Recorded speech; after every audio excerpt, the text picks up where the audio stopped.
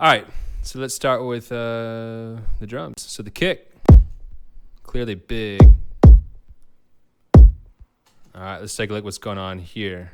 So pattern 10, here it is. All right, so we got 3 different kicks stacked up, and this is definitely something for this type of music, sort of pop-driven hip-hop stuff. I would definitely go for like a thick, really thumping, in your chest kick sound. So the first sample, there it is.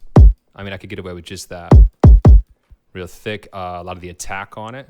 Second one, you get the crunch, some of the body. Third is literally just like the thump. So at this point, if you don't have headphones on, obviously you're going to be missing out a lot of the frequencies.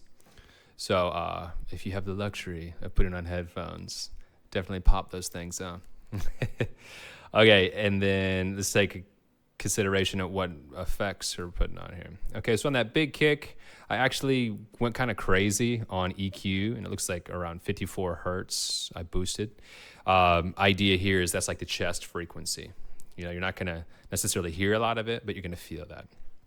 And then to follow it up, I mean, you can't have that much of a boost without something sort of controlling it. So I actually used a multi-band compressor, which I like to use a lot on kicks and various instruments that just kind of need to be in one dynamic spot throughout that whole track.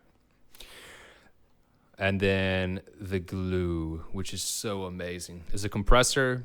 You got your threshold and makeup gain. You can control the attack and the release times and the ratios, obviously. But the cool thing here is that it has a dry-wet mix. So you can kind of treat it like parallel compression. So you can retain the original sound of the kick while also bringing in however much of the compression kick you want. And this, I tend to kind of go super liberal with it, and I compress the crap out of it because then I can control it, right? Let's hear it. Yeah. Super thick. All right.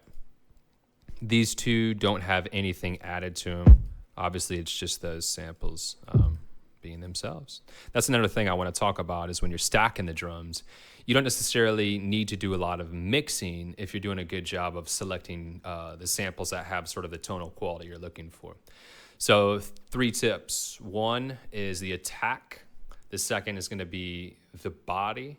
And the third is going to sort of be the color. If you think of stacking like that, it might help you kind of have a good starting point.